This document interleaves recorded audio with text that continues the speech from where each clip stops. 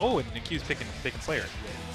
All right. Okay, all right. Yeah, I did hear he has a Slayer. I wasn't sure what he'd pick, so all right. Classic matchup then. Here we go. Soul versus Slayer. The old man versus the old man. Great Furman's always telling me how Soul kind of bodies Slayer, so let's see if he can do it. Yeah, well, the thing is, compared to past games, right, Slayer definitely has to chase a little bit more in this version of the game than he did before. He has to emphasize a lot more movement, a lot more button habit, press habit, reads, right? Well, and Soul especially riding high in this version as well. A lot of damage buffs. One of the things is really hard for Slayer to get around Gunflame. Yeah. Because, you know, it's so persistent, and right there, counter hit. And Slayer definitely can be execution heavy as well. You have to do a lot of backdash cancels. Whoa, what a burst button. That was a sick burst read. And here we go, crosswise out in the air. Just taking some damage. Put that heal on him. Great Furman's in trouble here, for sure. Good air movement from David Q. Great Furman able to get a read on it. Oh. Run up, grab him by the throat. Here we go. Right. Show me the set play. Get an extra, yeah, okay. Drop, what you got? Damage. Empty low that time. Jump. Yeah. Yeah, he's going to get hit for that. Blitz and read. There you go. Gets the sweep. David Q up 1 round in this first game. Great Furman just didn't make his hits count enough, you know? He just needed a little more out of those Gunflame. So that you see that teleport dash, that's something unique that Slayer has. Great Furman able to see at that time, gets the throw out of the recovery. Here we go. No counter hit. You wanted a counter hit there. David Q is really utilizing He's definitely like high movement Slayer right now. Utilizing a lot of movement. We said definitely emphasizing a little bit more of the chase aspect of this game that is represented in his Xrd iteration. Yep. Revolver knockdown, goes low. Great Furman got him in the corner. Right. Counter blitz. Now David Q gonna remove burst off the table for him for the rest of this round, most likely. Wow, he's just going in with the close slash right on the hit there. Counter hit too. Saucy DP. Can he get it? Oh, he gets the JK version wall too. To wall. What you got for me? Yeah, See Q that time using his meter to be able to guard cancel there, but Great Furman was in range to where he could just put the Gunflame out there, let it do the work for him, gets the round. For sure. Run up 5K. And Great Furman looking better and better as the match is going on. Gets his wall push here. Doesn't react to the dust though. Stand dust gonna take him to the sky. Nice chunk. Nice, and he had the answer to the break. High blitz. Wild DP. Wow, what a bait punish. Yeah, Q's got all these baits, but he's not really like maximizing the hit afterwards. Yeah, he hasn't gotten damage, right? But also resources, you have to remember that. Yeah. Oh, wow, and he got this backwards. Forced his, from that baited DP interaction, he essentially got Great Furman's burst off the table, which again allowed him to close out the round in a game like this. Now Q, again, one of the, definitely an old, very strong head in this game in terms of the North American community. Trying to get on this top 8 stage here at Combo Break. Great Furman trying to put an end to that though. The tombstone. Oof. It's a knockdown. Nice, the break works. Yeah, burst comes out. Oh, need to dash a little farther. Yeah, almost had the conversion, unfortunately unable to get it. Runs up, gets the command grab though, and hey, it's easy peasy from here. Yeah, Walto's putting in a lot of work. What you got for me, Furman? You see he's been emphasizing a lot of those jump Okizeme setups. Not so much Gunflame, right? Yeah. Went low, went empty low, and then that time went high, did nothing. Yeah, that time I think it was just hard baiting the super. Yeah. You gotta get punished on that. Yeah, there's the punish. Yeah, run up 5K again. Soul's movement in this version of the game was buffed considerably. You see him able to run up and get a 5 standing kick punish like that? It's all about the acceleration. He accelerates to max speed much faster. He's been running, man. Yeah. Wow, pile bunkers clean through the break. That pile bunker. That's a big hit. That's essentially a horizontal DP. He drops it. Back up, trying to put that punch. Great Furman looking in trouble this round. Gunflame gonna do it for him. Yeah, gonna use his meter, David Q that time, just to keep himself safe. Unfortunately, runs into another command grab. What you got for me this time? Furman goes empty low again. That was good. He got the burst too. It's good. Can you close it here? Testing him high. Q with great movement back once dash, again. Forward dash. Careful. Dangerous situation. Gets overheaded. Comes down with it. All right.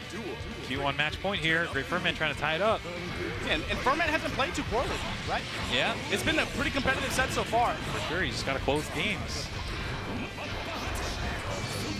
And there you go, right into the Gunflame. Here we go, clean conversion. Drop him. What you got for me this time? Goes high. Yeah, he keeps checking him. He's just got to keep it tight against Q. Q keeps trying to wiggle his way out every time. That's the Slayer way, though. Tombstone. Drop him. Oh, Other side gets the close S, another counter hit, gets the pick up here. Q's still ready for those scramble situations. Burst off the table now. That was a big opportunity for Q. Able to get that burst off the table going into the end phase of this round. Maybe get an RC. Oh, big 6H. Gets the big forward heavy button. Counter hit damage too. Good block. The dust. Is it enough? I don't think it is. Again, Guts active now. Slayer, again, another character that benefits from it. Its health bar, the lower it goes, the less damage you do. But on both sides. That's a whiff punish for Q, and yeah. Awesome ground game interaction towards the end there, right? Dashed up in his face before he would emphasize the close S or maybe the teleport dash. That time he actually back dashes, waits to see the whiff button, comes in with that clean slide. That was close though. David Q, again, Q represent from Nebraska, man. I don't even know 5 people from Nebraska in my life. Like, what? It's barely a state, to be honest with you. But Q out here representing. All right, here we go. Trying to make his way through these pools here at Combo Breaker 2018. And baby, again, this is a 300+ man tournament. We got some heavy hitting matchups coming up next. Oh man, here we go. You ain't never lied. Here we go. So Hotashi gonna make his return to the stage. Versus HookGangGod. And you gotta remember, man, I believe that was what, Winter Brawl? Winter Brawl, he had a really good performance. Yeah, he got like, what was it, 2nd or 3rd? Yeah, man, he took out a lot of big names in this game too. Yeah, I mean, he's Faust player. He's solid. For absolutely, sure. and look, this is HookGangGod. You know, we know him from Dragon Ball, right? For sure. Definitely Summit certified. Summit qualified. But he is a hell of a Guilty Gear player, man. He's been playing for a while. The thing is, people don't know about him that much because he hasn't been traveling before Dragon Ball. Before Dragon Ball. But again, promise of that game too, right? It's crazy how many people that game has brought out the woodworks, and now we're seeing them shine in these other titles as well. Exactly. That's Look cool. at that little chicken, man. I don't know what that's Look at all that chicken. about. Little peep. Whose is that? Get that off the stage. It's looking like Hotashi's. Okay. This is why people make fun of Guilty Gear players. This right here. This right here. Please don't clip that. Do not distribute that, please. It's already clipped, dog. It's already clipped. Hotashi does not represent the Guilty Gear community, please. But yeah, going up again against one of the finest Piccolos in the world, HookGangGod gonna bring his Faust to the table, going up against Hotashi. Yeah, you know Hotashi used to be a Piccolo player in Dragon Ball 2. Oh, really? Oh, yeah. Yes, I used to. He had that quick drop though. He dropped him real fast, huh? Yeah, we still playing him at Michigan Masters, which was only like a month ago or so. Yeah, so I mean, I guess quick drop. 2 pad players too, man. You see the Bluetooth interference already getting the people.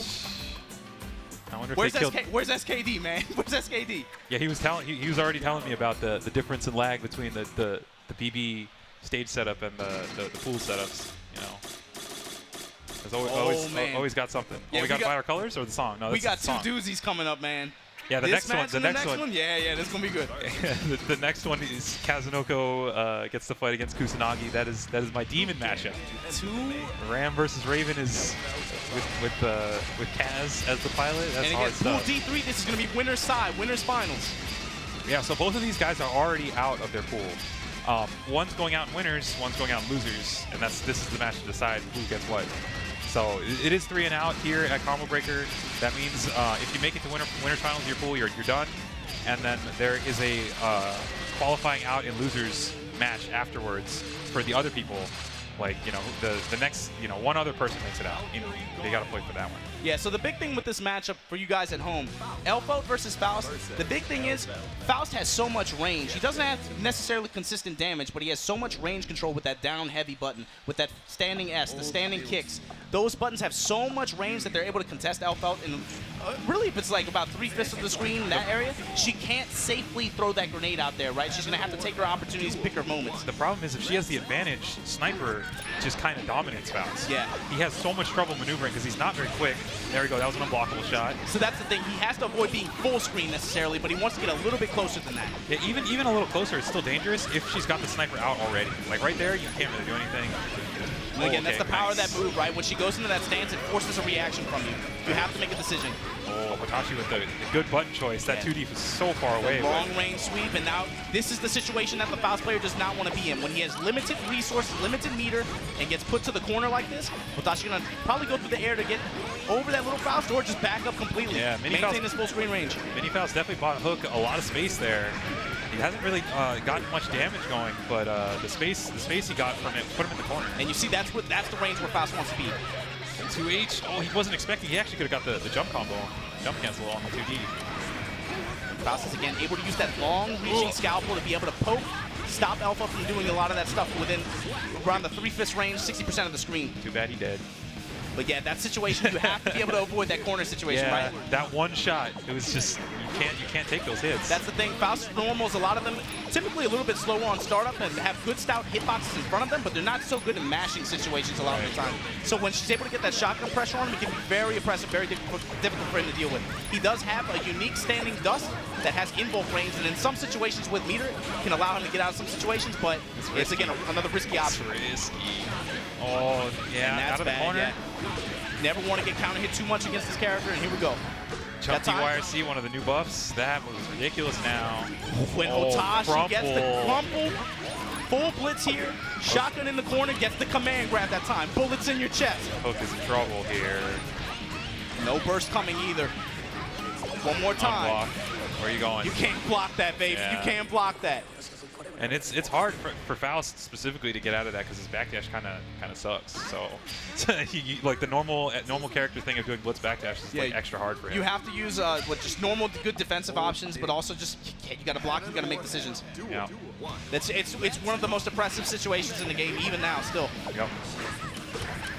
Nice block. He had the FD there, but that cost him a lot of meter. See Hotashi now emphasizing the grenade a little bit more. Definitely going to help her out a little bit in that 60% range. Mid-screen. Nice. HookGangGod with a good pull. NRG HookGangGod. You can't forget, brother. Sponsor. Jump D. Oh, this is hard. He's already getting cornered. Out there. Gets the counter. Good. Gets the standing heavy. The trades are just Elfel's favor, it seems like, every time. That's how it works, remember. Faust not going to get consistent damage. He has the range, but he has to be able to set up for item throws to really be able to give himself a good chance. Ooh, that's a big hit. Dead. Big punish here for Hotashi. Set point now. Shoot him a bunch of times. Hey, don't just... What do the police say, man? Don't just put one bullet in him and stop. Unload the clip. Double tap. Nice roll. Roll on up. Yeah. And he was ready with the punish. Even situation. Hotashi got a little bit extra out of it. Yeah, and that hit him out of jump startup, so he didn't get the clean reel. Now HookGangGod starting to fight a little bit. Put that bomb out there. Let it do some work just like the grenade does. You gotta respect it, you gotta move around it. Nice sniper time. Adding up a little bit of damage. And that down heavy button from Elfo, able to move right past the bomb blast afterwards. Yeah. Gunshots. Hotashi's just picking the right options over and over again. Oil him up, Asa Akira. Yeah, he's just been right a lot. You see this fight has definitely transitioned to more of like a full screen battle, right? Both players just making decisions at full screen range. That time Hotashi able to take advantage of the close S. Yeah, but the problem is once it gets close, Elfel's kind of winning there too, so it's rough. He could have OGG'd there. Here we go, shoddy time. Doesn't even need it. And Hotashi gonna move on winner's side. HookGangGod though, still confirmed for the next level. Obviously gonna move down in the loser side, but top 3 get out of these pools. You guys gotta remember, HookGangGod's still a threat in this tournament. Right, we got a tournament update. Apparently, Nova beat Elven Shadow to make it out of his pool. Wow. Okay, so Elven Shadow's still out in loser's side. That's fine. Is that how it is, or did he beat him in losers finals? Because if he beat him in losers finals, though, Elven is done so. I don't know. Coming up next is another winner's side match. It's gonna be God's Garden Kazunoko going up against Mexico's Kusanagi. And here we go, Japan versus Mexico matchup here at Combo Breaker 2018 on twitch.tv/TeamSpooky. So I want to see what Kusanagi can do, because whenever I fight Kazunoko, he just stonewalls. He has this aura, right, where it's this certain range where if you enter that range, he's just gonna mess you up, like body you. I mean, as a player, you have to talk about him, man. Known by a different name in the past. Inoue. Yeah. And this is, you got to understand, not just the Capcom Cup champion, by the way, but he got his name. He is known as a Guilty Gear player. You have to understand, this dude is on another level. He's amazing. Dragon Ball, Guilty Gear, he's Street amazing. Fighter 4, Street Fighter 5. He is so strong. Yeah, he's amazing. And in this matchup specifically, he's very, very good. He knows what to look for. He knows how to approach the character. He knows what to do to beat her. So it's really, really impressive.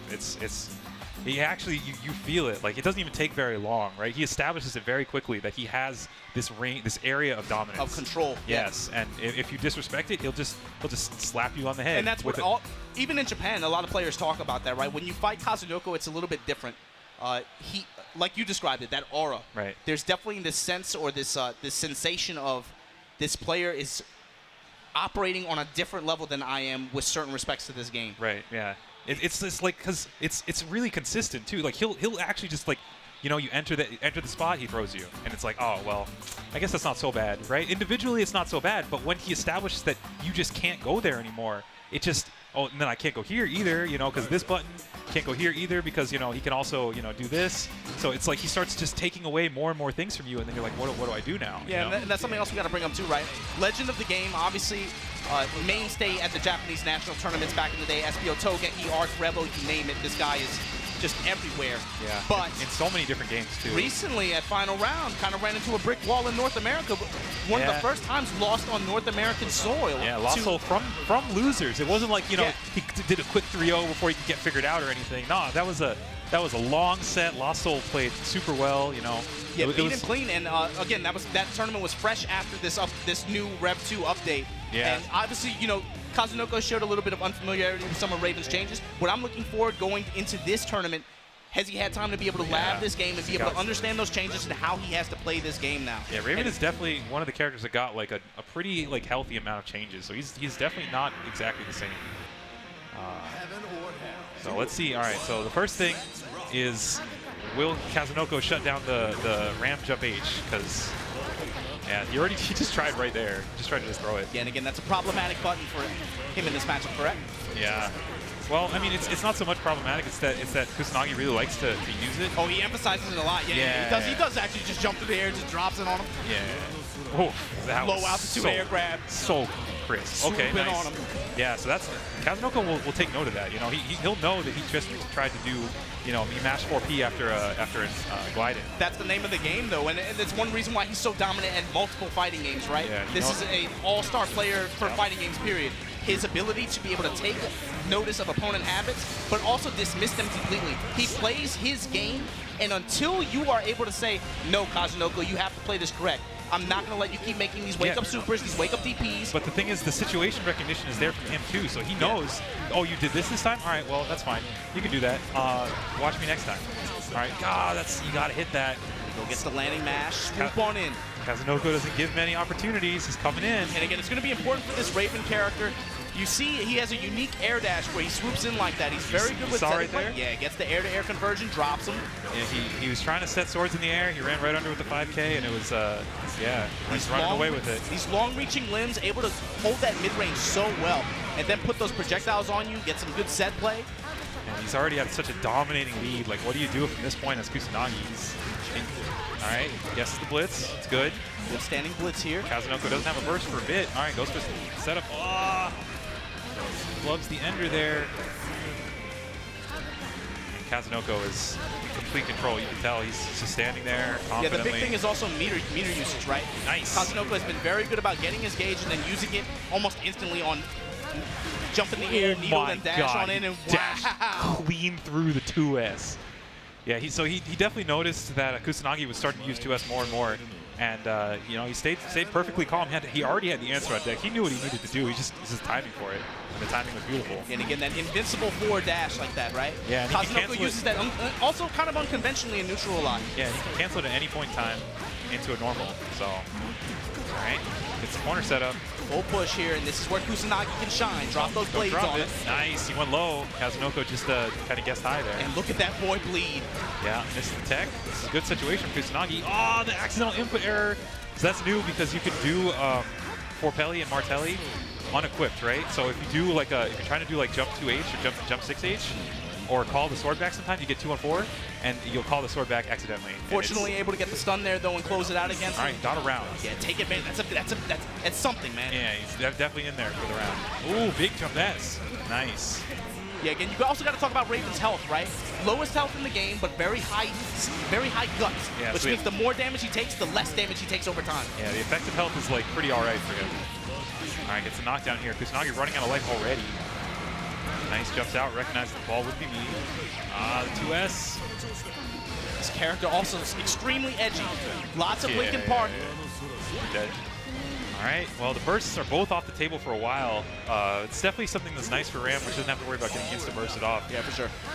That's especially because, yeah, you work so hard to get that touch in neutral. You work so hard to push them to the wall to where you can put your swords down and they have to respect it. The last thing you want to see is just like you get hit by burst and they're just out of there. Oh no, this is looking like a strong Raven round right now. That's how it happens. Yeah, Gets the check jump that. heavy touch, barge, standing heavy touch, and that's going to drop him into the wall. Yeah, over and Command over again, grab, you saw he's just not letting him breathe. He tried to jump up, set a sword, counter hit by jump H, came down again, tried to do something, got scooped out of the air, and then that's it. That's the thing, man. When you have wings, just swarm. Yeah, Swoop on in, and Kazunoko, as we know, right? That's got to be somebody that we're watching very closely going into day 2 and probably day 3. Yeah, definitely an ever-present threat. The presence of mind from that man is ridiculous. He's super smart player. I like how you described it earlier. He has a certain aura. Yeah, and definitely in game, you can definitely feel it. You feel it. I'm like, I can't go there. If I go there, he's gonna do this. And like, just that alone is like so powerful. Just to be able to make someone feel that without even doing it, right? Like it's really scary. And so coming up next, of course, we have Peppy Slash from Canada, who also had a big win I believe, late last year. Had a really good impressive showing. He also won Toryuken like a week or two ago. There you go. So he's definitely one of the strongest players in Canada. So another North American showdown here. Peppy Slash from Canada going up against Ryan Hunter, Mr. South Option Florida. Select himself. Yeah, my boy from South Florida. So this should be a Johnny versus Venom matchup, and man, you can see he's got it too. He's got the KSB button from when we went. Yeah, you know. In this matchup, man, Venom, both of these characters, in my opinion, towards the top in this version of the game. Venom, they're both good. Yeah, Venom also just very strong, very consistent, right? So I think Peppy also has like he used to like sub Venom, so he definitely knows what this character is capable of. Yeah, that could be a big asset. Especially that's not really common in a lot of these games, right? Where typically for a game like Guilty Gear or even BlazBlue, you pick one character and then you ride or die. There isn't too much going around. Peppy has a Zato and a Slayer too, so he's definitely a multi-character player for sure. But so the key button, and of course, this Johnny character, guys, if you don't know, stance character. Look at those coins in the bottom left corner of your screen. Whenever those coins connect with the opponent, it levels up his stance, called Misfinder. This character has very consistent range, very consistent damage, but when he gets that Misfinder going up to levels 1, 2, and 3, his stance actually becomes faster and better and more rewarding. Level 3 is the terror of terrors. And you'll see why. I'm sure you'll see why. That move is insane. There's one. So Ryan with a bad tech there, and Peppy Slash able to take advantage, drop him in the corner. Coin is so good for checking tech buttons, and he did. That's right, and the interaction there is in a lot of situations where the Johnny player may do a normal and cancel into Misfinder stance at level 1, where you might want to challenge. Once they get to level 3, it becomes so quick that you actually can't do anything to interrupt them, and then it becomes heavily risky because of the reward that he'll get on hit. Yeah, it gets more and more plus when he's got levels 5H into immediate miscancel at level 3 is plus 10. So. But Ryan Hunter no slouch himself. That's brother. He's again another veteran. He's been in the game for a long time, and emphasizing one of the key normals in this matchup. Yeah, Venom's forward punch has exceptional range. It's very deceptive attack. Going to be very important for being able to squeeze through Johnny strings like that. That move is godlike. Yeah, this character also highly creative, man. You get to use these balls in so many unique ways on Okazeme. Yeah, look, he's forcing the chip. He might actually just be dead here. Set up, and there you go. He can actually do that. Yeah, you could tell for that last like 15% of his life, Ryan was going straight for chip setups. And it costs a lot of meter to be able to block all that stuff. You see Ryan actually backing up and using his balls to trade with those coins. Remember, those coins, once he loses those, he doesn't get access to be able to level up his stance, but he does have a super that replenishes them. Yeah, only 2 though, so it's you still have to be kind of careful with your coin management. Definitely a finite resource, for sure, yeah. Oh, big hit, yeah. Oh, and beats the burst. And that's the problem with Johnny again. His long-reaching limbs, long-reaching normals with that sword. You have to be very, very careful with how you burst against this character. You can put yourself susceptible to some very, very strong burst punishes. And snipe him out the air with the level 3. Let it rock with the burst super. Peppy Splash. Not so much damage on that super, but it's not it. Keep it going. Oh, danger! Danger time, and he gets the 2S danger time. Super good. Ryan's he's got one chance here. Overhead. One chance. Let's go. Overhead. Let's go. Oh, when he's got full meter too? Is it going to be that kind of round? Is it going to be that kind of round? Let's go, Ryan. Bait on the guard cancel. Right past the slide. That's hard. Yeah, you got to be careful. Has the guard cancel. Does not want to get put in the corner against him like that. Yeah, he's got no meter to Good block. defense from Peppy. Hold out. Resources running out. Some really good pressure here. Trying to create some space, put those balls out there. Call your shots, corner pocket. Oh my God, what a miss. Yeah, so he called out the 6P. He knew it was the time. Ryan knew it was the time too, but, you know, Peppy with the clean movement. Air misfire able to take it there, but that got very dangerous towards the end. Ryan's definitely got the offense to make it happen, no question. Like his setups and stuff are super crispy and super good. So. Yeah. And that's the thing about Venom, right? This character's so creative, man. You have these mid to long-reaching normals, a lot of stout hitboxes in front of you. You lack a good bit of defensive options, but this character is able to zone so well. He's able to emphasize your ground game so well. And then once you get that knockdown and you got some meter, baby, you're licking your lips. You're like, I'm going to call every pocket on you, brother. I'm going to put these balls on your forehead. And he's one of the, I mean, both of these characters actually get a lot of reward off their throws, like more than most characters. That's right. Venom now look at that round start. That's an important interaction. That low, that trade there. Yeah. Ryan put that low, stout, pool stick normal at the down S, right? And then they traded with the coin that gives Peppy Splash the misfinder level up. And you see another bad burst from Ryan Hunter there.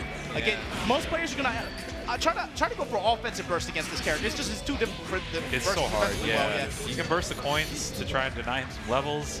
There's like ways to burst him, but overall it's just really hard. It's just difficult, And again, that burst mechanic just becomes a liability at some point. Ticking and throwing. Peppy Splash gonna grab him by the neck. I've seen that before. That's that Richard Lewis stuff. Burst off the table for both players here, so Ryan just needs to get going. Ah, that's big. Right into a coin, and look at this reward. Level 3 on deck again. Yeah, and it's a standing reset. Goes low. Good defense from Ryan Hunter. He's burning all his resources just to like stay alive here. Yeah, and that was a dangerous situation. You saw that guard bar at the top of your screen under Ryan Hunter's health bar. Hit that pink. Once that happens, every hit you receive does double counter hit damage, basically. Yeah, and if you get hit by Johnny in that situation, you just outright die. You're gonna lose. Yeah. But now Ryan Hunter's starting to get some meter, has the corner of his own. He's gonna use. No, didn't spend the meter yet. Yeah, Peppy Splash willing to spend the bar. He knows that situation could have snowballed. Again, looking at Ryan Hunter's meter, he knew what was coming. Willing to guard cancel in that situation just to break the offense. Back to mid-screen now. Nice, Stinger Wire C bails him out. Yeah, Stinger Wire C is super good Abari tool. Very consistent, very strong option. Yeah. From a few ranges, actually. Yeah. In pressure, offense, defensively, can be used in a lot of different ways. Working the crouch S's. And again, you saw that forward punch from Venom. Very deceptive range, very important normal in this matchup. You can actually catch Johnny in a lot of ranges where the Johnny player might think they have advantage, but they're actually in range of that. Oh, what a bait! Nice. And they grab you on the blitz, take you to the wall. Can you do it? It's not enough. Oh, 6P wire C, that was beautiful. And Ryan Hunter gonna tie it up here, rack him, 1-1. Yep. Yeah, the 6P wire C was like a safe check. Saw what he was doing, landed right next to him, said, all right, I got the throw. All right, 1-1, evened up. This has been real close. It's highly momentum-based, but that's kind of how it goes in this game sometimes. Oh, run up gets the grab. Try to bait the burst there. Still gets a decent setup off it. Trying to fuzzy him, rising overhead. Peppy was ready, gets the reversal throw, and that hurts so much, man. When you fight and you get your chance, and then they just throw you out of your offense. Yeah, I mean, he had to do it, earn it with a good block first, so nice, gets the low. That time gets another low. Good blocks from Peppy Splash here. Willing to use some of his meter just to be able to push Venom off. It's big. Take advantage of that Aaron teleport here to be able to take the corner. Peppy Splash looking good right now. Double hits wide, messes it up. He messed up the combo there. You're normally able to get the drop afterwards. Oh, what a confirm. Yeah, that time doesn't mess it up this time, and here we go. This is dangerous. Low, and Ryan Hunter willing to use his meter just to be able to break that offense, get back to mid-screen, but Misfine are going to cut you. Yep, Peppy was ready for that string. Had the answer on deck already. Again, another trade with the coin. You saw the forward punch hit that time, but you got to imagine if you're Ryan Hunter, that's not the kind of trade you're looking for. Always a bad trade, yeah, because that allowed him to get the combo follow-up. Yeah, this situation was his reward for that coin. Yep. That forward punch was not worth all this. No, especially not now. Oh God, he almost died there. Wrist gauge. Look at that guard bar getting cranked up. Yes, he had to Abari, and that's then back level up. 3. Of course, Misfinder level 3 gonna check him for even trying to move out the air and put that ball out there. Level 3 up again. OTG. Burst off the table now. Peppy's running out of coins here. But it's not gonna take much to be able to finish off Ryan Hunter at this point. Any hit will do it. Ooh, bit of a stare down there. Gets him low. Oh, that's dangerous. Sit your ass in this corner. Pepper splash. Oh, that's big. One chance for Ryan. No, that's so unfortunate. Oh, no. man. Yeah. And Peppy splash from Canada, representing again. This is not just a USA affair, man. This is even this tournament, very highly international. Canada representation out here. I like it, man. Toe-to-toe with, of course, Evo commentator and Mr. Option Select Ryan Hunter. Yep. As heard on ESPN, right? Yeah, strong player. Good showing from sure. Both definitely strong players. We got Kazunoko coming back up against SQ, Sin player. So we can get Raven versus Sin coming up. Let's see if SQ can stop Kazunoko's reign of terror. She's gonna have her work cut out for her. For sure, yeah, it's hard. Again, Kazunoko has played against, you know, some of the best Sins, trained with Machibo, right? So yeah, like. Yeah, of course that God's Garden group, a lot of them play together, they train together. But also, man, Kazunoko's just good, man. I know, he's so good. He's so good. He's very good at being able to, even characters that he doesn't know the matchup so well, he learns able to, quickly. Again, use his gifts that you were talking about earlier, right? Being able to use his understanding of how core fundamentals work in this game to be able to slow matches down, be able to take advantage, give you opportunities to hang yourself. You see him emphasize it so much, in not just this game, but in every game he plays. Yeah. He'll punish you for sure. For all the mistakes, all those little stepping out of line, he's there. I'm trying to see what SQ brings to the table, though. As a Sin player, again, you're going to benefit from having long reach, able to contest with Sin in that range, right? Right. You don't want to get put in your back because your Dragon Punch is not the best to be able to deal with Raven in a lot of situations. Yeah, it has some advantages in that it's able to be canceled, but Raven is usually just not there. Yeah, he's never in range usually. Right, yeah. But you do. This character shits out damage, man. For sure, yeah. And he can get around Guts too if he gets a hit at the right threshold. Yeah, he's so strong. But again, of course, as a Sin player, you have to be able to manage that mechanic at the bottom right corner of your screen, that health, that calorie gauge, right? Nice. This is a character that will eat ham and then go ham. Nice far slash from SQ there. Checking Kazunoko. Kazunoko waiting, cornered. Ooh. A little bit of an awkward scramble there. You see, just a little bit of that guard bar cranked up, and already Kazunoko is very low on health. Yeah, and you saw Kazunoko burst to deny SQ the food. Yeah, very important. It's not just being about being able to manage your own resources, but manage your opponents as well. Right. Force those situations where they have to deal with something because, again, you were able to take better notice of their options than they were. Oh, that was a big drop. She needed to eat there. Yeah, you got to find the right time to be able to replenish those calories. This character able to cancel his specials into his other specials, but at the cost of that calorie gauge at the bottom right corner of your screen. And you can see the range Kazunoko's playing at. He's established the range that he wants to be at for sure. The overhead. It's that range like just outside of Beat Driver where you can swing 2H. Oh, and why does this character have those loops? I have no idea. Wake up super. Nice. And that's very important. Kazunoko is famous for waking up with reversals. Yeah, he'll do Wake up EXDP, wake up super. He will absolutely disrespect you. But something important about playing not this character, but playing Kazunoko, you have got to be able to tell him right from the start, if you keep doing that shit, I'm going to put this pole in your mouth. Yep. So far, SQ emphasizing it. Look at that. Good patience. Yeah. Please put those ground normals on me. I will wait it out, and I'm going to find my right time to jump in.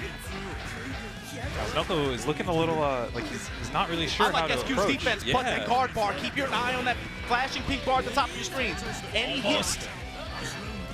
Any hit is going to do some big damage. All right, SQ relatively safe now. Yeah, the 2H range, Kazunoko definitely favoring right now. You go for 6P. This character not so high on damage, but again, when that guard bar is cranked up, it doesn't matter.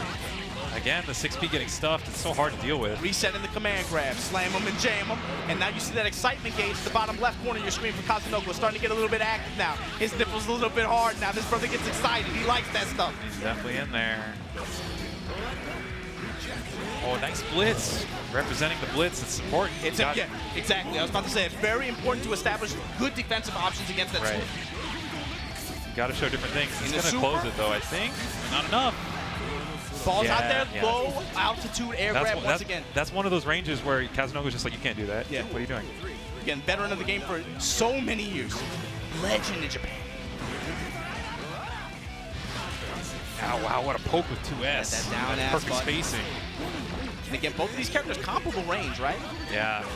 But you see Kazunoko emphasize again, so able to slow it down, take it down to the ground game. Beat driver, there. yeah, that's the Raven privilege there. Okay, advantage trade for Sin. Good defense, able to block the high, dead angle. Oh, yeah, wow. he was okay with that dead angle. Best possible way to deal with that situation. Yeah. And just like that, SQ lost all gauge. No meter. Finally builds a green bar. What you got for me? And he's blocking the jump Ds too. Emphasizing the IND's highs here. Look for him to go low next time. Checking. Good stuff. Kazunoko runs up, taking and throwing. Yeah, you can see he's applying different offensive techniques as he's going along. Yeah, see, he's using throw a lot more because he's realizing SQ's being real patient. If they're gonna sit there and block, put something that beats up the block. There you go. That time. Wow. Swoop on in, and Kazunoko gonna take this first game over SQ. The careful dismantling of SQ's defense. This, like, meticulous. I mean, we talked about this going into this game, right? This is what this player is famous for, being able to do this, being able to slow stuff down. Yeah. He plays at his own pace, and he knows what he wants to do, like, the whole time. Comfort is so important with fighting games in general, and this is a player that emphasizes that. Yeah, look. He says, my fundamentals are better than you. I'm going to slow it down. I'm going to be able to figure you out, and I'm going to put you in situations where I can, again, emphasize my strengths over yours. Attacking, he's not going for big damage. He's stacking on 1-2 hits. Oh, you want to sit there and block? I'm going to grab you by the neck, shorty. Here you go. This is deadly. This is a lot. This is a lot. Full excitement phase there, and Kazunoko now on set point against SQ. Yeah, it's like a slow. Kazunoko lost the first round. Ever since then, it's just been more and more in his favor. Perfect reaction to the burst there, able to get his punish off. His reward is the corner here. Oh my God! Through the feet. Are you kidding me? That was godlike. Gets him with the low. Oh, bless him with these balls. Bless him. This man. Look at Kazunoko go. Gets the high that time. Kazunoko feeling himself. My God. Oh, you did kill him.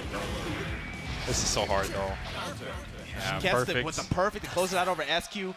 Kazunoko just it's kind of like a those one of those download situations where it's like he's just getting stronger and stronger as it goes along. And if you're not keeping up with him, it just gets worse and worse. Good stuff to SQ though. Went up against one of the best in the game in the world for a long time, man. That is not easy. And again, like you said, that aura. You have to talk about the presence that you feel when you go up against a legendary player like that. It's rough. It's always a good experience though. It's one of those things people are like, oh, you just got to treat them like any other player, and then he does stuff that he's like, no, this is me. This is me. Yeah, exactly. Like I'm right here. What are you talking about? You know my name. Yeah. Don't act like you don't know my name. Yeah. But thanks to each and every one of you guys watching from all over the world here at Combo Breaker 2018 on twitch.tv/TeamSpooky. Make sure y'all show some love, man. Again, we got some Guilty gear. This is a 330-man tournament in Chicago. For sure, yeah. We're out here. Stepping up to the plate, that's Shinsen. Yeah, we got a Chicago boy coming back up. That's right, man. Again, we in the heart of the Midwest here. Yeah. Shinsen going up against Faye, Queen, Fabulous, Lara. I want to show me something. You know she played Potemkin. You know she played. That's your guess? That's my guess. All right, we'll see. She looked like she liked to choke people out. And Shinsen with some questionable T-shirt design there. Yeah, right. Like, can we show that on stream? Like, oh no. Sure, the sponsor's not too happy about that. Yeah. Adjust your badge, please. Yep. Who dares to enter the mayhem? And so what are we going to look at here? Shinsen, I think most people associate him with Chip. So he's more recently, like, he used to, like, kind of sit in between Chip and Answer, picking Answer because he likes him more. And then if he loses, he'd go back to Chip. But now he's just straight Answer. So I don't think we're going to see his character swap here at all. And I couldn't have been more wrong. Faye, Queen, Fabulous, Lara repping this Axel. Oh, I'd love to see a brother in chains, man. Yeah, I'd love to see those chains full screen control like that. Yeah, let's see if Shinsen can get around it. He definitely plays against Gekio, who is, the Chicago local Axel player. He plays a lot, so he has the experience. Let's see if he's prepared for I'm assuming different kind of playstyle. We'll see. So again, guys, the character on the two-player side, Axel Low. Extraordinary range, able to use these chains from full screen to be able to put a lot of, again, space control, zoning. He has access to a reversal Dragon Punch as well. Yeah. The issue with Axel is that he doesn't, like, most of the characters in this game want to knock you down and run game, right? Axel doesn't do that. He just, takes his damage, then plays neutral again. So it's a little different. Nice bait. Mindset, but also mentally taxing too. You have to play a very focused style gameplay with him. Right. But Faye, Queen, Fabulous Lara got this corner control, got games too. Yeah, working down the life bar. Nice, force burst. Willing to Again, uses burst early on. That's going to be it, though. Close out this round. And again, this answer character, one of the newer characters to Guilty Gear Xrd Rev2, able to use these scrolls and be able to move across the screen and present really interesting Okizeme options. Yeah. His buttons, I'd say, better for pressure, right? Some really interesting ground tools. His buttons are pretty good. His 6P is good. Far slash is good. 2 slash is good.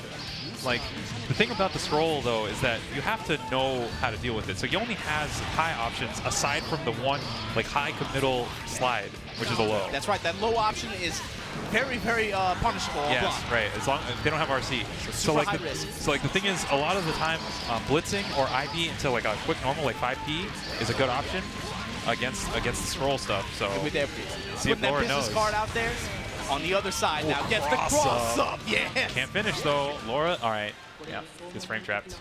That'll do it. Shinsen, it was a little close. Both those rounds were close. They were fast paced. You know, both characters kind of just hitting each other over and over again. But it was still close both ways. So Lara didn't look bad. Axel, not too popular of a character in this version of the game, right? You got to mention there might be a little bit matchup on familiarity, but Shinsen able to close it out going into this game too now.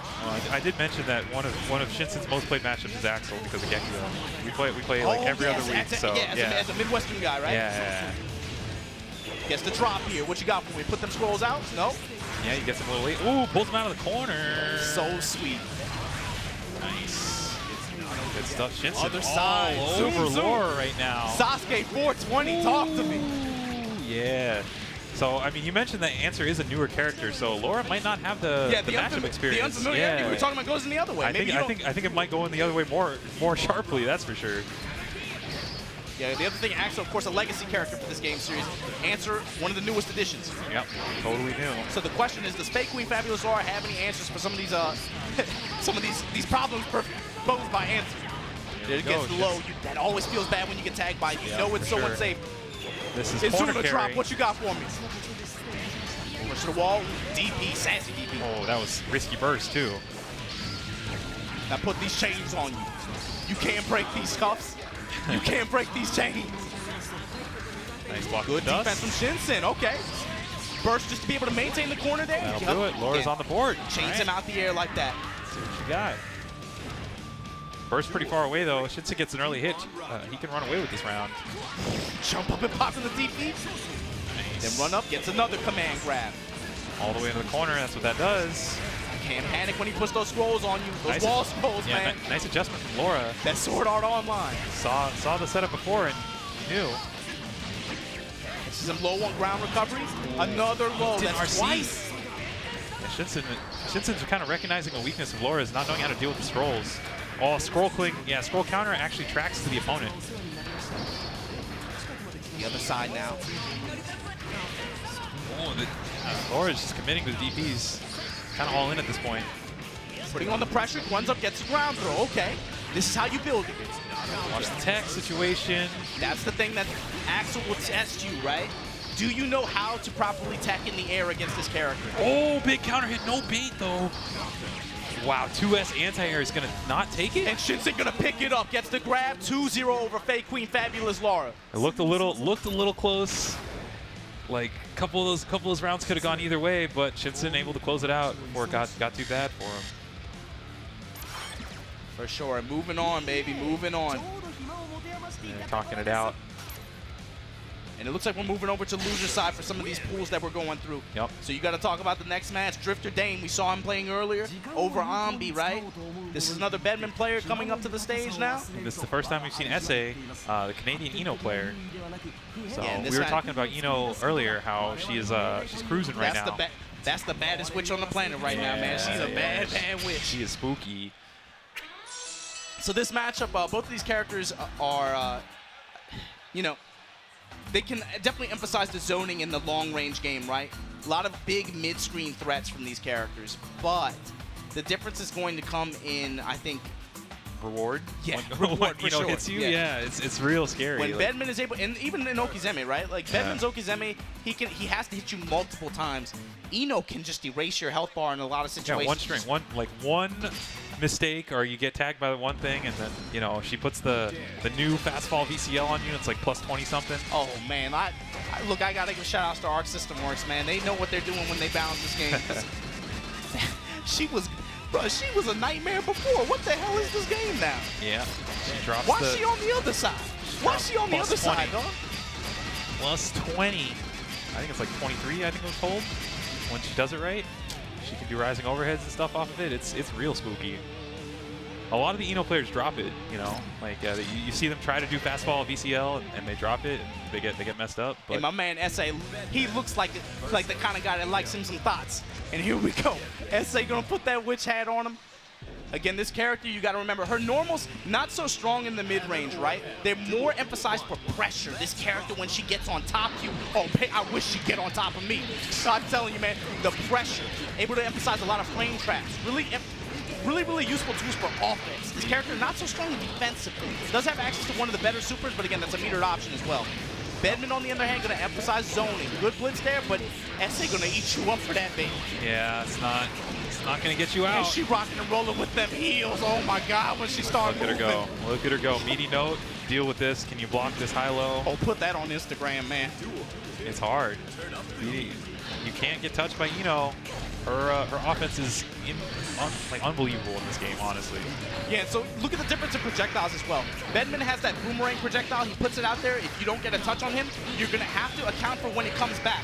Ino, on the other hand, her projectile, she can control it. She has stronger influence over what direction it goes. What a whip punish. Whipping. Oh, my God. Bait punish with the super. Black beats don't matter, babe. Yep, and you got to hold this. VCL. Oh, he actually managed to hold that. Oh, goes low. Drifter Dane is getting ran over right now. Gets the throw. That's so, and that's the thing, right? Defensively, Bedman is one of the worst characters in this game. Yeah. Especially because a lot of his offense or his tools are very susceptible to throws. Ino has really good throws. Yeah, and her reward, you know, that's all she wants. She wants that one chance. Saying, oh, I got to throw. Okay, block this. Yeah, and she can run away with a match super quickly. Like, those were like 2 30-second matches. I mean, the match is almost completely decided in the neutral phase, right? Whoever can get the touch on the other character has a big advantage. Ino has a little bit more advantage against Bedman than Bedman has against her. But again, the thing is, in neutral, Bedman's normals are better neutral buttons than Ino's. He's going to have advantage. He has really good mobility to be able to move around her, make her make high committal decisions in neutral to be able to try to get that knockdown. But if she gets that touch, she can do him real dirty. Yeah, she only honestly needs to be right once.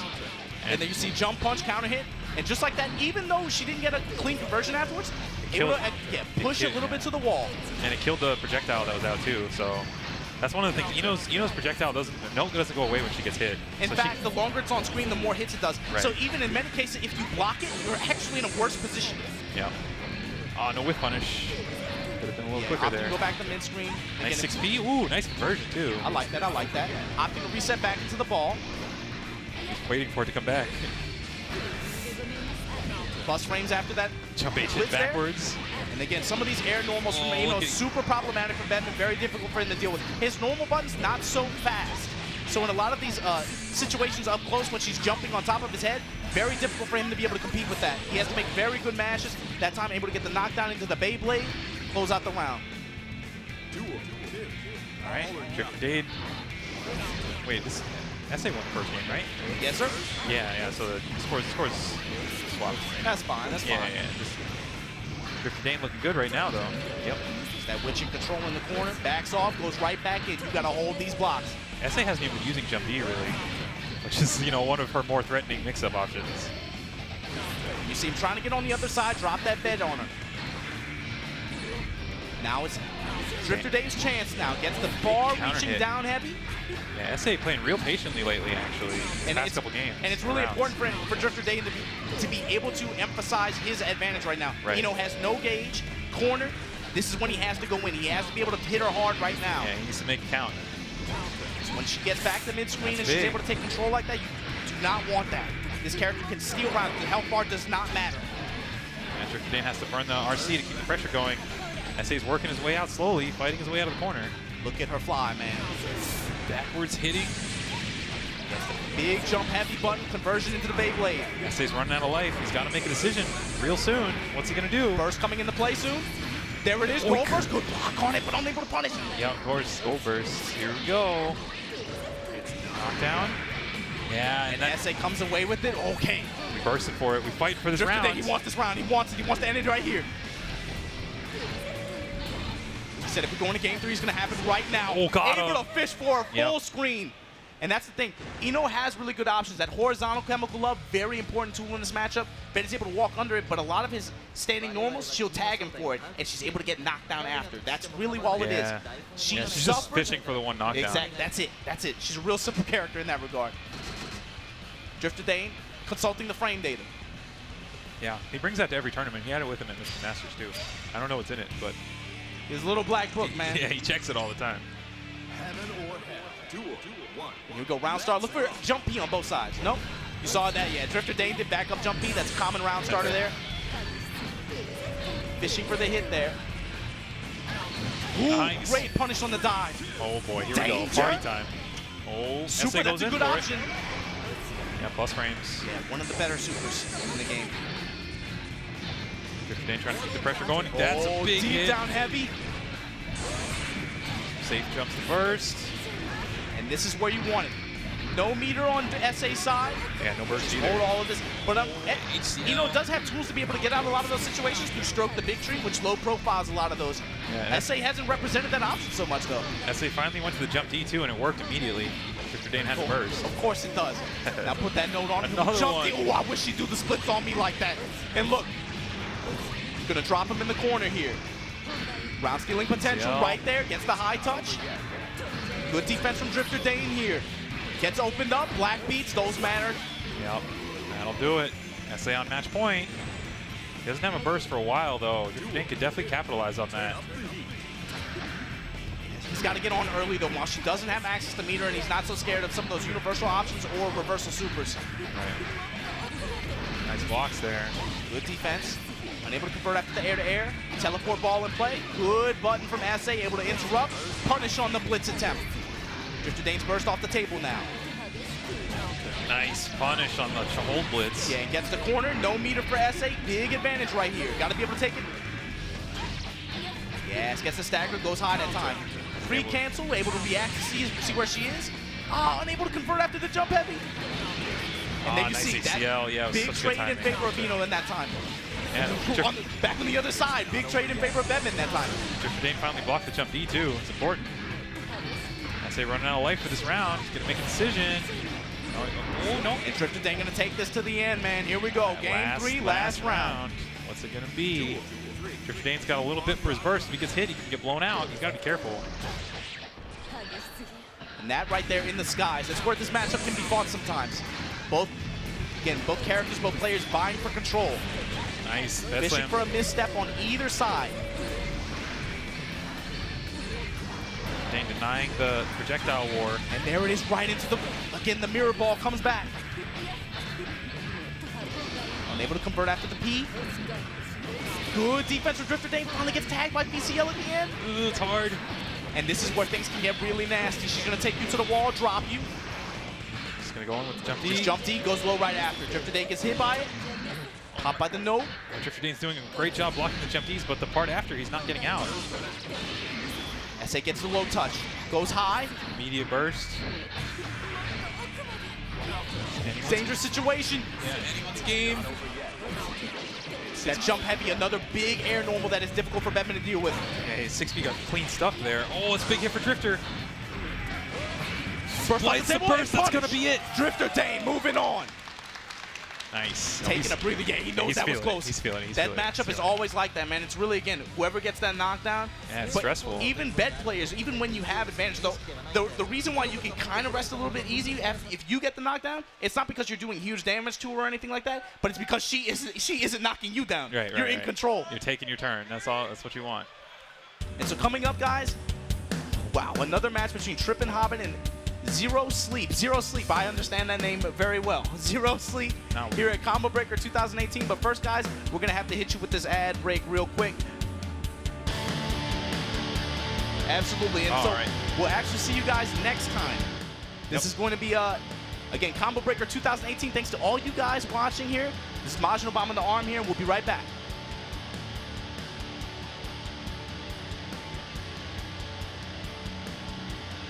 All right, thanks. Appreciate you, Spook.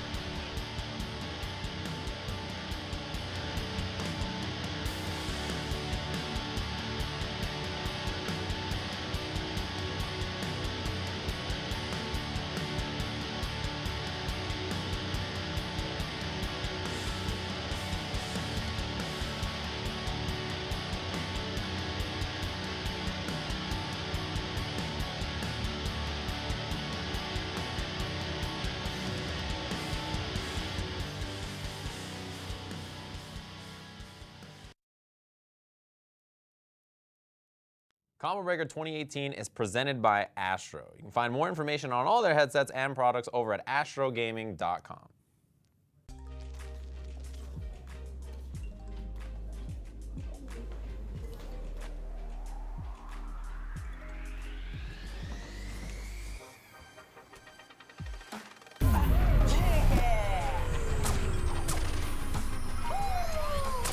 Like it's nothing. Come on, better kick it. Go. Oh, good job, team. Good job.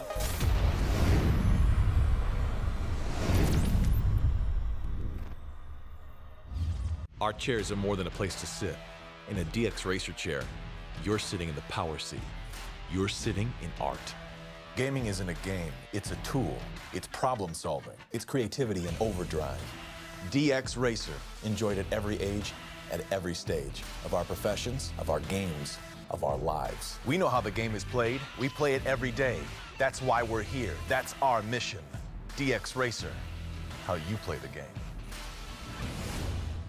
With the start of Combo Breaker 2018, the tournament season is in full swing. You should also swing by QuambaUSA.com to save 20% off site-wide with code CB2018 at checkout.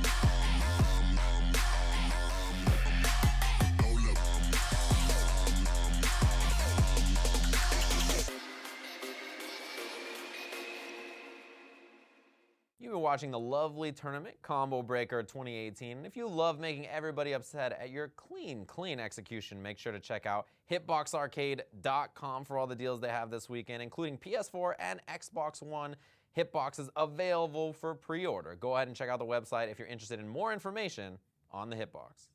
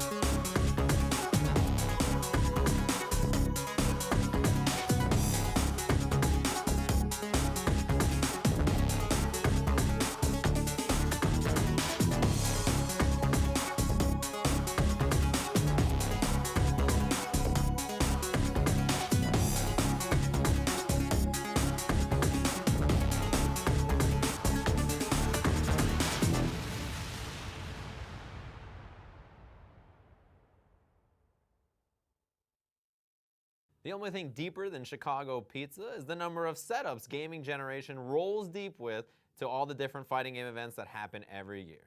Make sure to support them and check out more information about all the games, consoles, etc. that they have available on their website right now.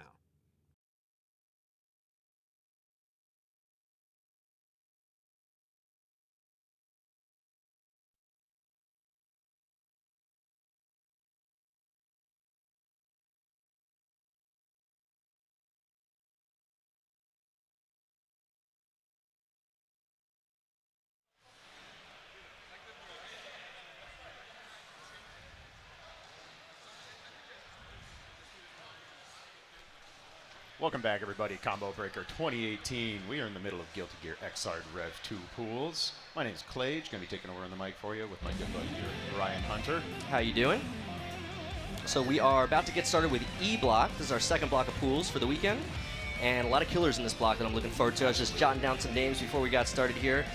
Just some of the notable people real quick. We got Blood Wolf, Kizzer Crate, Marlin Pie, Mystery Suck, Foo, Fruit Punch, Rio, Strawberry, Zen Zen, Blaze, Dorn, Wukash, Decline, Lost Soul, just to name a few. Wow. So this should be a pretty star-studded block here. Obviously, it's going to take a couple matches before we start to see some of the familiar faces, but that's okay. We'll get acquainted with some new blood. All right, we're going to jump right into it. We do have a couple matches still to finish up from D blocks. We're going to take you right into those. Right now, we're going to have Trip and Hobbit versus Zero Sleep. I think Trip and Hobbit was actually in my pool. Yeah, D1. Okay. Yeah.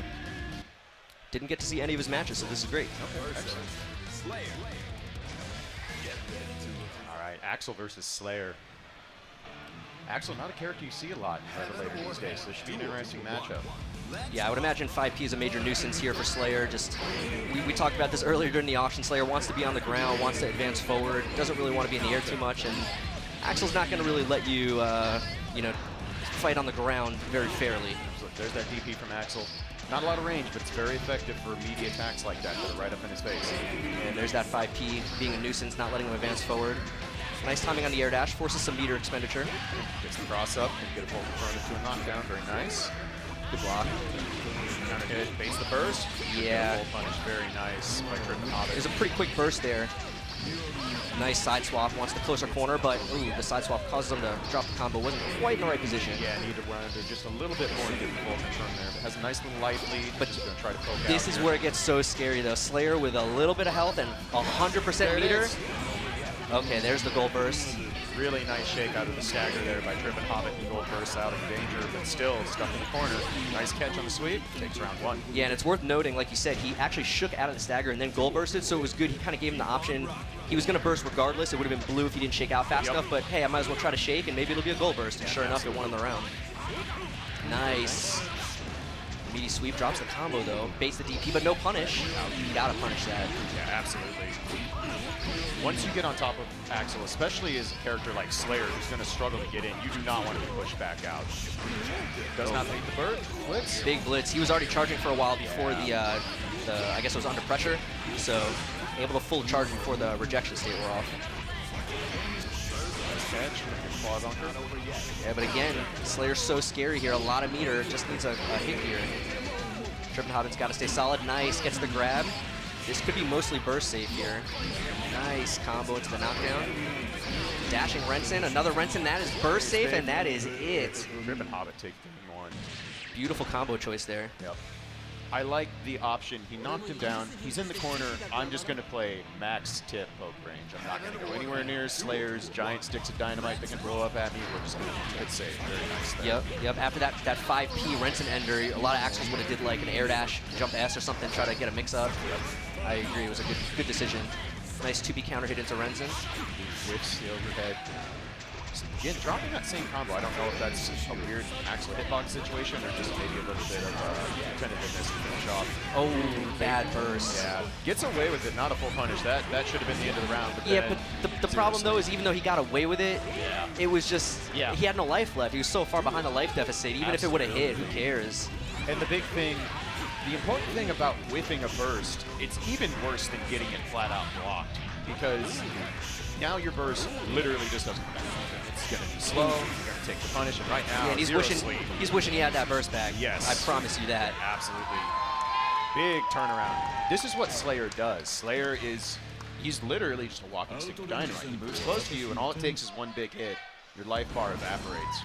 Yeah, just classic Slayer. Yep. Just he might be behind for most of the round, but he's got super high meter gain, builds meter basically fastest in the game, and a lot of his because he has a dash, like a traditional dash instead of a run like most characters in the game, they kind of balance it out by giving him a lot of meter gain on some of his specials that move him forward. Absolutely. So even just doing stuff like Dandy in place or slightly moving forward, he builds a lot of meter. So a lot of the times you'll see him be down in the round only to look down. He's got 100% meter, and it's just such an easy way to turn the round around. Yeah.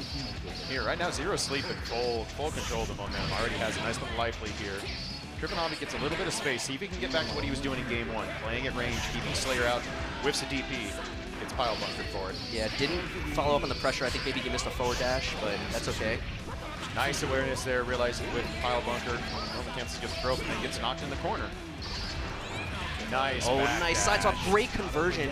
Dropped the crosswise, unfortunately, but good presence of mind to do the 6H. That was just a nice sequence. Backdash into the jump, use the invulnerability on Slayer's backdash, gets out, almost got the full confirm, ends up taking the round for it. Now, and Zero Sleep on match point. Yeah, you can see Zero Sleep's doing a really good job of using his life as a resource. He's taking some hits, but he's taking those hits and advancing at the same time, so it's worth it. And like we said before, all he needs to do is get in once or twice, and explosions happen. Yep. Hobbit definitely needs to shift the momentum in a hurry right now. That's Slayer in the corner. See if he can keep him there. Yeah, he's got to figure out a way to hold position. Nice forward dash gets him in. Not only got him in, also switched sides, got him a combo, and got the knockdown in the corner. Not quite though. The burst was actually OTG. Yeah, it was. Hobbit going to put him back in the corner. Let's see what he wants to do here. Just backs off. Yeah. Maybe hoping to bait a super there, but unfortunately not rewarded for his patience and ends up. And that is it. A little bit of a misstep there for Trippin' Hobbit. There was an IED towards the end. Zero Sleep did IED jump H, and he tried to low profile it with 2K, I believe, which against a lot of characters, you can low profile their jump ins with 2K, but the jump H was so deep that he just got counter hit, and it was not pretty. Yeah, absolutely. Slayer's jumping heavy is a classic Guilty Gear jump in. Yeah.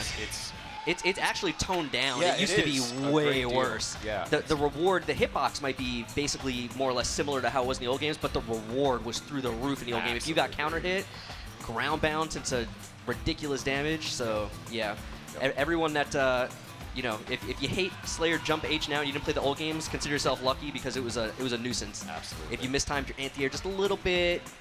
Yep. And disaster. Axel, another character, he has a forward punch to deal with his air dashes, but again, it's a very slow forward punch, and it has a solid hitbox, but not that really meaty one you're looking for to stuff air dashes, especially not a giant move like Slayer jumping heavy. So up next, we're going to have TSD Tenpai taking on Kenchin from Goteg. Yeah, so Tenpai, I missed him when I was just skimming. I took like 30 seconds, just wrote down every name I saw, so didn't see him in the list, but definitely notable player here. I'm excited to watch this match. I'm not too familiar with his opponent Kenchin, but we'll see what he can do here. But yeah, if you're just tuning in, super excited to be here. Combo Breaker 2018. Absolutely. I tweeted earlier, you know, I'm so happy to be back. I wasn't here last year. Never going to make that mistake again. Looking forward to coming out every year. It's one of the best tournaments of the year, hands down. It is. This is my first time being at Combo Breaker. I haven't been since the UFGT days, and it's amazing to see what this is turned into. Just gigantic, well-oiled machine, games everywhere, killer players everywhere, and the venue is fantastic. Yeah, the venue is amazing. One of the original pioneers of the 24-hour venue. So, yeah, it's always a good time. And since I was here last time, they've added another room, that other arcade room. That wasn't there the last time I was here. So there's a whole other room. They're starting to.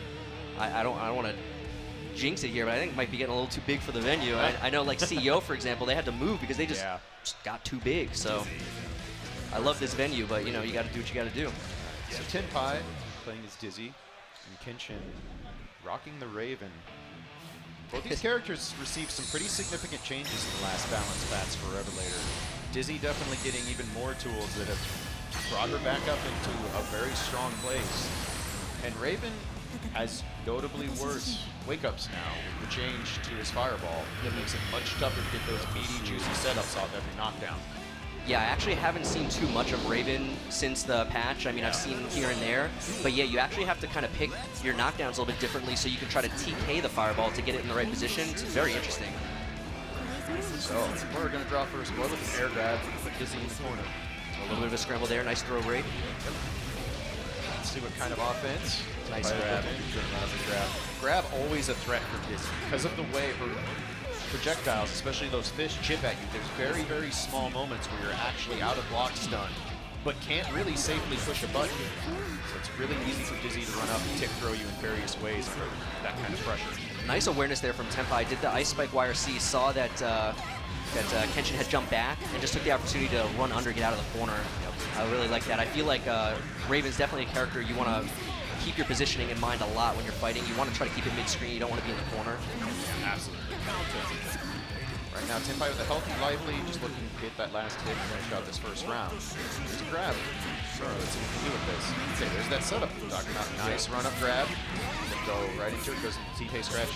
Does not get a knockdown, though. Yeah, get some extra damage on a little bit of a impromptu reset there, though.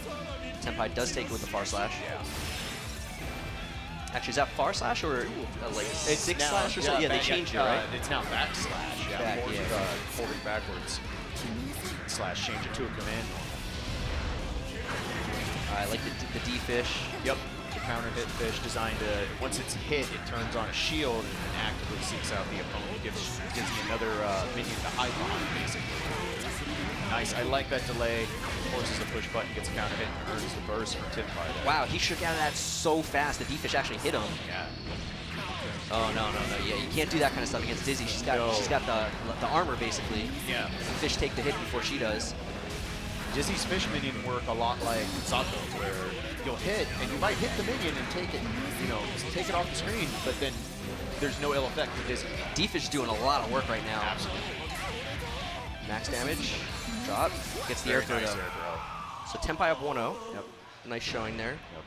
And it's important to note when you hit one of those fish minions, you can't. It's not considered something you can Gatling after. It's but more or less considered like whiffing a move. So it actually really causes a lot of issues in trying to mash out of pressure in these situations. Early hit here for Kenchin, trying to hold the corner, goes for the command grab, but Tenpai, yeah, one step ahead, double jumps away. Very simple mix-up, predicts the burst. Yep. I thought that was OTG for a second, but it wasn't. Oh, nice jump away from the throw, very nice. Catches someone against your dash. That's the burst. You see how much damage Dizzy takes. Dizzy has less than stellar defense. She has very low guts rating. So Dizzy's a character who you can come back on if you can get on top of her. I really like Tenpai's awareness right now. He saw that needle coming during the YRC and air dashed over it. Yeah, very nice. Tenpai on match point already. Oh, nice anti-air. Yep. Yeah, you gotta, those have to be on point against a character like Dizzy, because with the double air dash, you can be very tricky in the air. So getting those 6Ps are huge. Again, you see Tenpai just getting a lot of mileage out of these tick throws, slowly working his way into the corner where you can play Dizzy's best offensive game. Right now, Nomura's trying to push buttons to get out of this pressure, and it's just not working in his favor. Finally, he's able to tech out. That was a beautiful combo, but no knockdown, so giving Kenchin a chance here back to mid-screen. Trying to push him towards the opposite corner. There's an air throw. Kenchin gonna have a lot of work to do. Tenpai on match point. Massive life lead. Lara can take no damage. Oh, going for chip him out. Roll burst maybe? And it doesn't work. Very nice.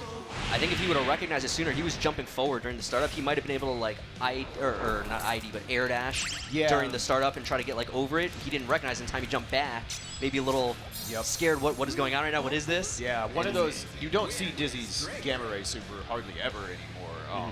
It's too slow. It's very situational, and it's 100 meter. It's 100 meter in XRD is a ridiculous amount of resources to commit to a single projectile like that. But in that situation where any chip damage finishes off the job. Yeah, perfect